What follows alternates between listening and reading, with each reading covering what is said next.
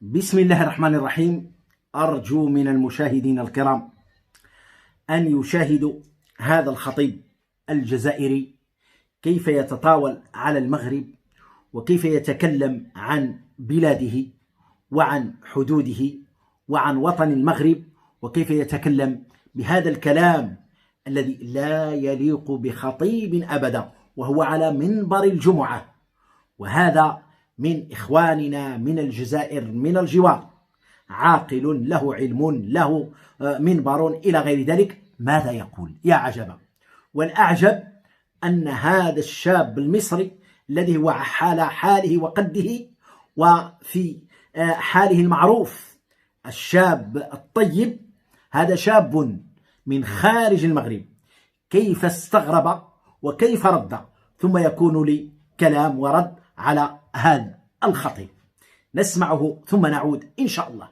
لكن قبل ذلك أيها الأخيار، لا تغفلوا تجارتنا الصلاة والتسليم على نبينا صلى الله عليه وسلم، إذ هو القائل: أولى الناس بي يوم القيامة أكثرهم علي صلاة.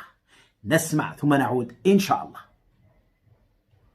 وإن تعجب فعجب ممن رضي بالدنية وباع القضية في مقابل ما يسمى بالصحراء الغربية. وأيم الله وتالله ولعمر الله إنها لمقايضة رخيصة ومبادلة خبيثة دنيئة. تخيلوا معايا يا اخواتي ان دي خطبة الجمعة في الجزائر. عمري في حياتي، انا راجل مصري اهو، يعني احنا مع بعض بقالنا سنين بنتكلم مع بعض وبتتفرجوا عليا. عمري في حياتي ما شفت خطبة في مثلا مصر بتتكلم على المغرب بهذا الشكل، او في المغرب بتتكلم على مصر بهذا الشكل، او في تونس بتتكلم على ليبيا بهذا الشكل، او في الاردن بتتكلم على اليمن بهذا الشكل.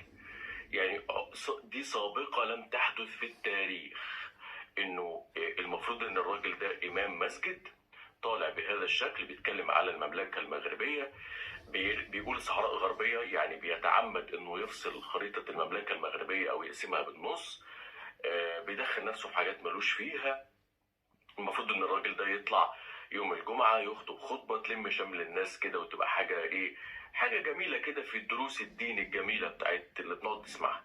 انما هو ساب كل ده وبيتكلم بهذا الشكل على المملكة المغربية، وبيقول انه المغرب يعني اخذ الصحراء المغربية مقايضة زي ما انتم سمعتوا دنيئة، ومقايضة الليمبي واقف يتكلم في خطبة.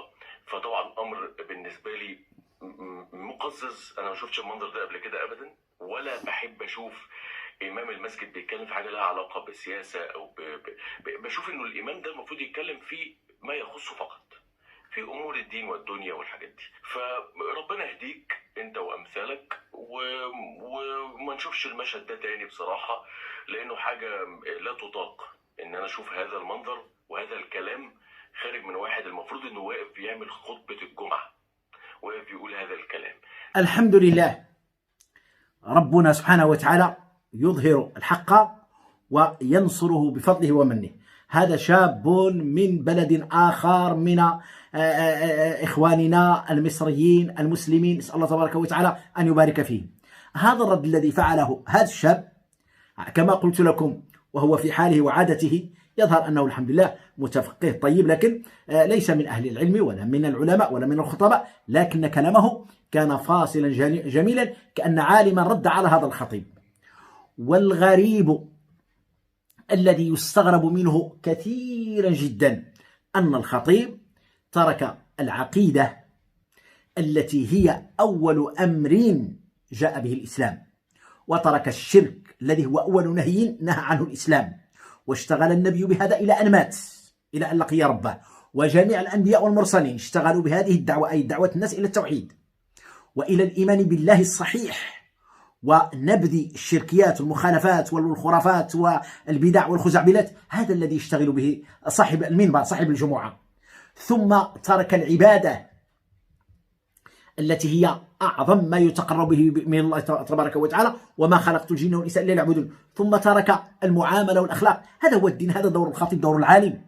فذهب إلى السياسة وإلى البلاد وإلى كذا، ويقسم الدنيا والمقايضة وكذا. بالله عليكم يا إخواننا في الجزائر، أنا أعرف بأن في الجزائر علماء فضلاء أخيار يعرفون المنهج والدعوة ويعرفون القرآن والسنة والدين والشريعة، لكن بعضهم وهم قلة ولله الحمد، ألا تتكفلون بهم وتكفون سوء أخلاقهم؟ الله يجزيكم. هل من المغاربة أو من العالم أحد من أهل العلم إلا نادرا يفعل مثل فعلتكم يا جزائريون؟ هذا ما ينبغي. أنا أقصد هذه الفئة. خرج علينا عزوني وقال وتطاول على المغرب والمغاربة وقال ما يريد، ورددنا عليه بلباقة وحكمة لعله يرجع أو ينتبه. وخرج في الدوني كذلك، وخرج بهلولي كذلك، وخرج وخرج وخرج. ما لكم يا إخواننا؟ اتقوا الله فينا. أنت على منبر الجمعة، ما دخلك والسياسة وما شأنك والحدود والبلاد؟ مع أن لو تكلمت بحق لكان أخف وأهون، تتكلم بالزور بالباطل. هل هناك صحراء غربية في الدنيا؟ المغرب عنده صحرائه من بلاده محسومة، ولا أحد يقول بهذا أبدا على الإطلاق، أبدا. ليس هناك أحد في الدنيا يقسم خريطة المغرب ويقول ببلاد المغرب إلا الجيران، نسأل الله العافية. والسبب في ذلك الحسد، والحسد خطير يا عباد الله، اتقوا الله.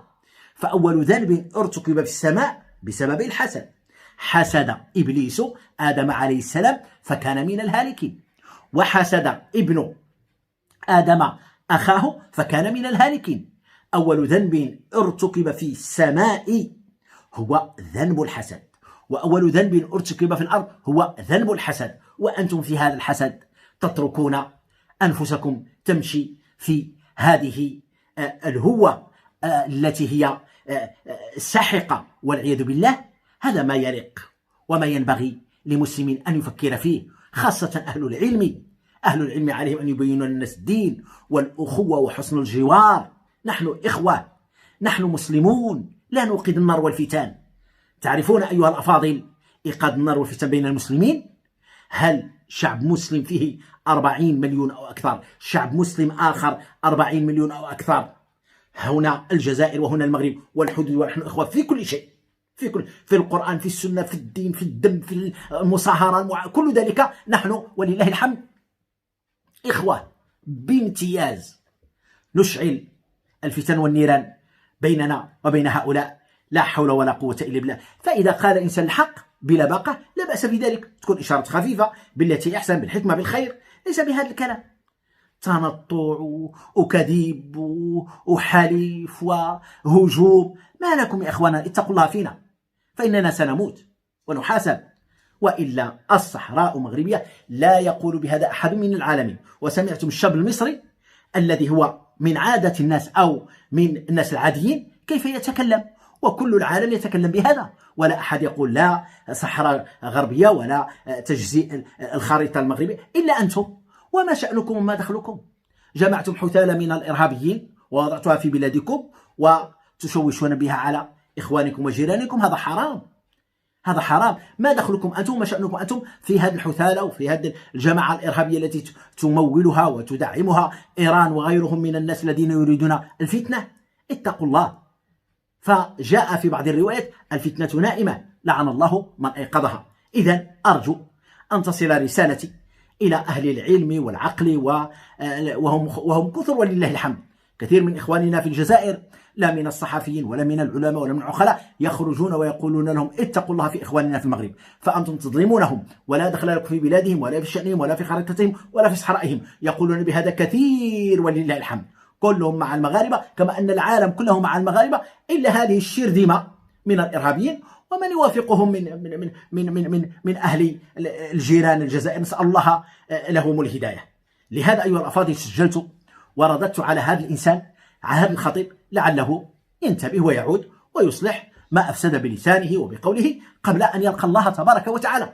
نسأل الله أن يكون في هذا الفيديو نفعا وخيرا لي ولكم ولجميع المسلمين. آمين آمين، والحمد لله رب العالمين.